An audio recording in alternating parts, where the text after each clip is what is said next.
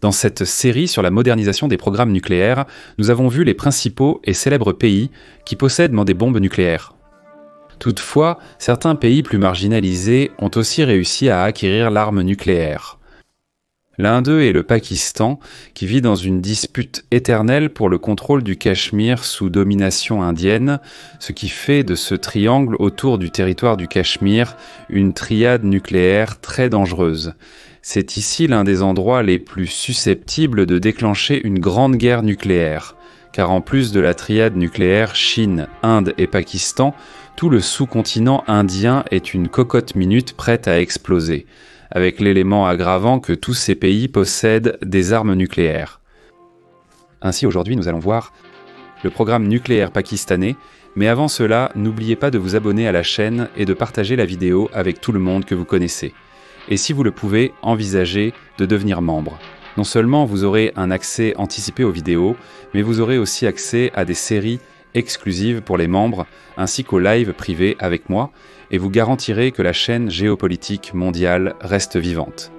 Car si cette chaîne existe, pouvant être aussi spécialisée en géopolitique, anthropologie, histoire et renseignement, comme c'est le cas de cette vidéo aujourd'hui, c'est grâce aux membres puisque c'est une chaîne qui a très peu de vues.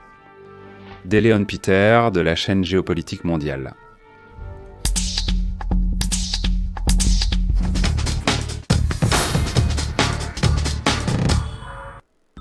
Selon les estimations des agences de sécurité et de renseignement, le Pakistan possédait environ 170 ogives nucléaires en janvier 2024, ce qui serait le même nombre que l'année précédente. Ces armes étaient attribuées à la triade nucléaire pakistanaise naissante, qui est composée d'aéronefs, de missiles balistiques et de croisières lancées depuis la Terre, ainsi que de missiles de croisière lancés depuis la mer. Ce développement de plusieurs nouveaux systèmes de lancement et l'accumulation accrue de matières fissiles par le Pakistan suggèrent que son arsenal nucléaire et son stock de matières fissiles continueront probablement à s'étendre au cours de la prochaine décennie, bien que les projections varient considérablement. Cela s'explique par le fait que le gouvernement pakistanais n'a jamais rendu public la taille de son arsenal nucléaire. Le manque de données officielles et publiques, ajouté à des reportages exagérés sur les armes nucléaires du Pakistan, rendent en temps l'analyse du nombre et des types d'ogives et de vecteurs pakistanais pleines d'incertitudes. C'est pourquoi les estimations des agences, qu'elles soient gouvernementales ou privées, concernant les forces nucléaires du Pakistan sont probablement moins précises que celles des autres pays dotés d'armes nucléaires. Les estimations sont basées sur l'analyse de ces agences privées et gouvernementales concernant la posture nucléaire du Pakistan et sa production de matières fissiles, sur l'analyse d'images satellites commerciales, sur les déclarations publiques de responsables occidentaux et sur des conversations privées avec des responsables pakistanais. L'histoire du programme nucléaire pakistanais a été étrange et obscure dès le début, jusqu'au développement de ces armes nucléaires, qui s'est fait d'une manière pour le moins exotique. Entre le 28 et le 30 mai 1998, le Pakistan a effectué 6 essais nucléaires dans les collines de Shagaï, dans la province du Baloutchistan, en réponse directe aux 5 essais menés par l'Inde quelques semaines auparavant. Il était impensable que le Pakistan laisse passer l'occasion de démontrer sa capacité nucléaire, surtout après des déclarations sous-estimant son potentiel, comme celle du Premier ministre indien, Gujral, qui affirma en mars 1998 que le Pakistan ne serait pas capable de fabriquer des bombes atomiques. Ainsi, ces essais ont fini par être une gifle pour l'Inde. Le gouvernement pakistanais lui-même a admis que son action était réactive, visant à garantir la sécurité et la survie du pays. Le Premier ministre de l'époque, Nawaz Sharif, dans une allocution nationale, a résumé le sentiment collectif en déclarant « Aujourd'hui, nous avons réglé nos comptes avec l'Inde. » Pour le Pakistan, les essais représentaient plus qu'une réponse militaire. Ils étaient un symbole de fierté nationale, une affirmation de puissance et de résistance face à ce qu'ils considèrent comme une menace indienne. Pendant ce temps, la communauté internationale a vu cette escalade comme un signal d'alarme. Le président des États-Unis de l'époque, Bill Clinton, a déploré ce qu'il considérait comme une occasion manquée pour le Pakistan d'améliorer sa position politique sur la scène mondiale. Mais attendre de la modération après la provocation indienne serait irréaliste. Les autorités indiennes ont clairement indiqué, peu après ces essais, qu'elles commenceraient à équiper des missiles d'ogives nucléaires destinés au Pakistan. Dans ce contexte, la réponse pakistanaise paraissait presque inévitable. La rivalité historique, les différends frontaliers non résolus et le fervent patriotisme ainsi que l'idéologie et la ferveur religieuse des deux côtés ont porté le risque d'un affrontement nucléaire en Asie du Sud à des niveaux sans précédent. Oui, parce que la situation était encore plus tendue et elle l'est plus que partout ailleurs en Asie de l'Est, même plus qu'au détroit de Taïwan ou sur la péninsule coréenne. Les programmes nucléaires de l'Inde et du Pakistan étaient connus, mais les essais publics ont radicalement changé l'environnement stratégique de la région. Alors que la trajectoire nucléaire de l'Inde a toujours reçu plus d'attention académique, l'attention portée au Pakistan s'est déplacée vers ses activités d'expansion.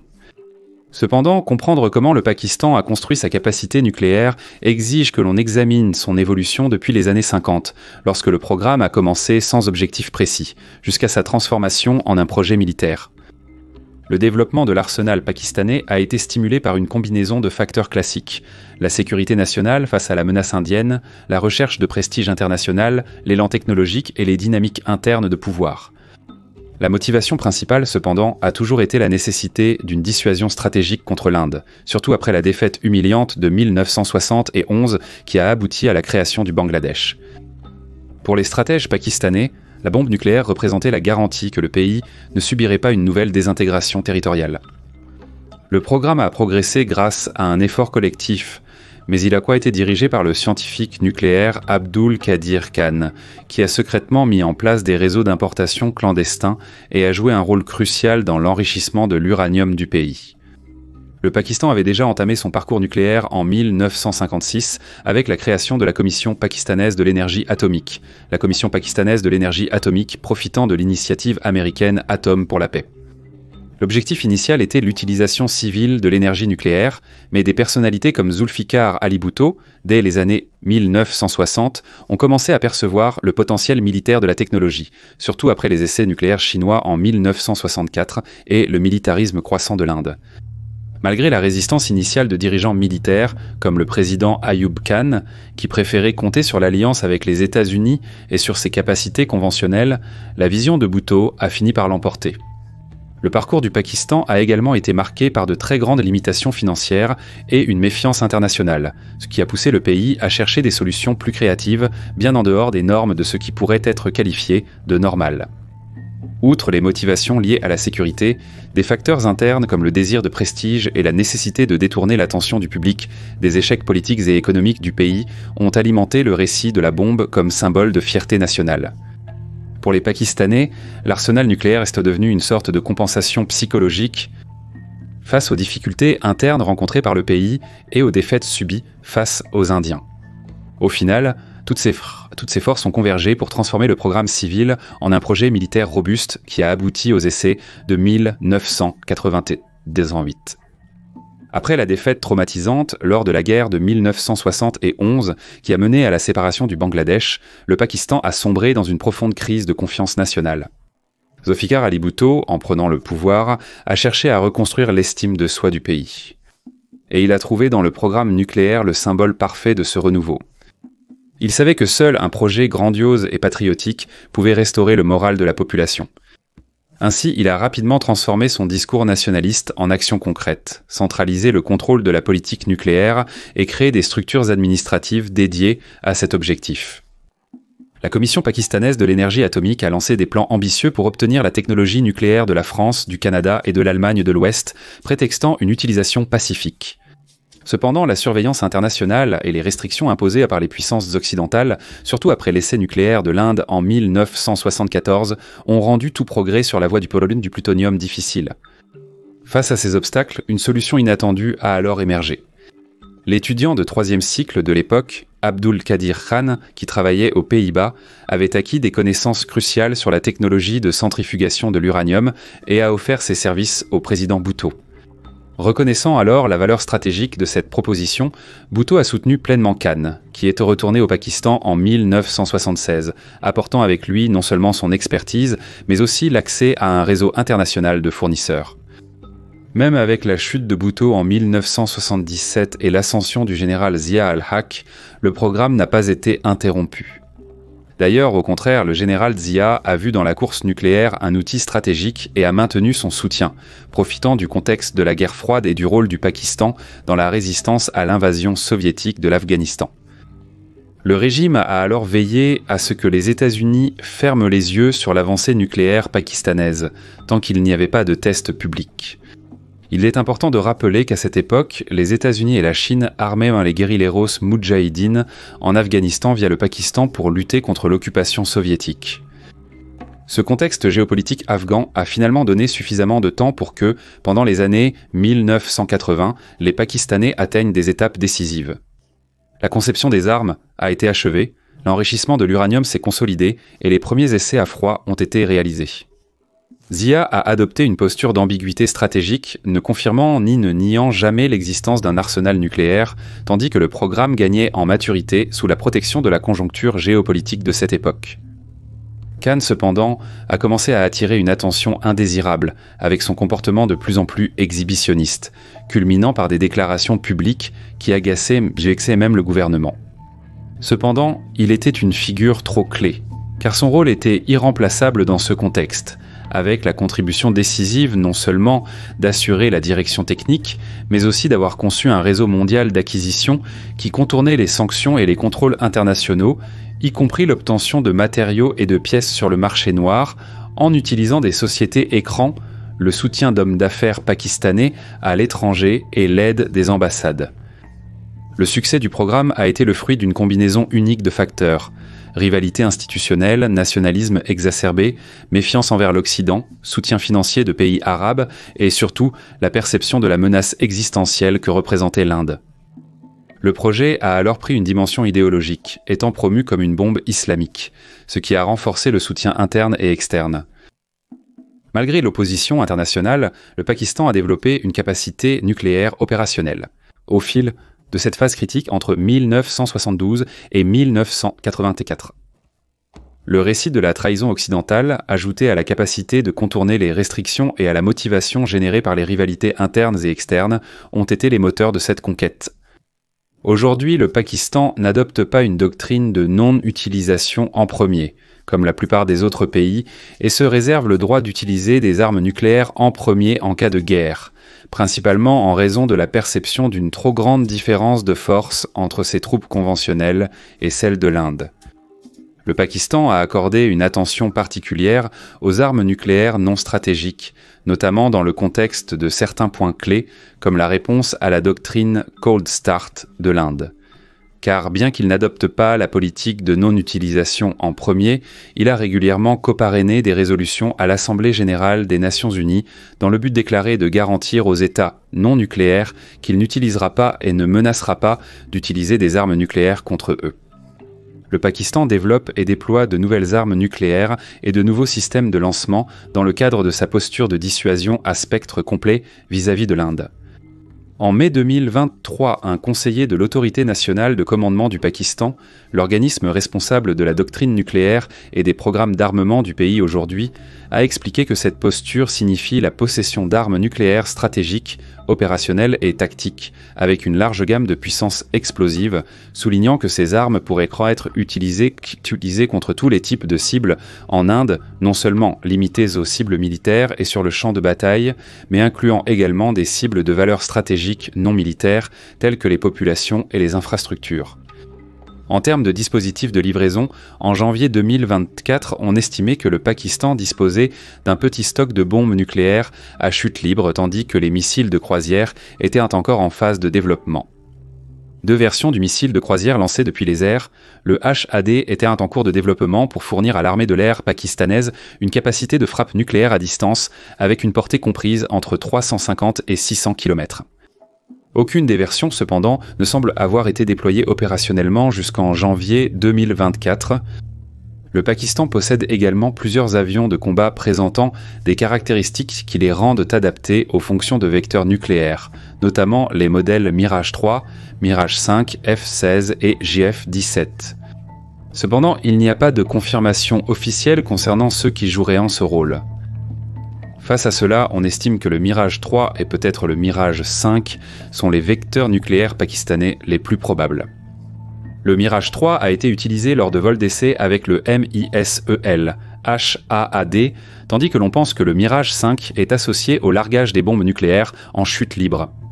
Avec la future mise hors service des Mirages, il est possible que le JF, Dixit, assume ce rôle nucléaire pour l'armée de l'air pakistanaise et que le missile Rahad soit intégré à cet appareil.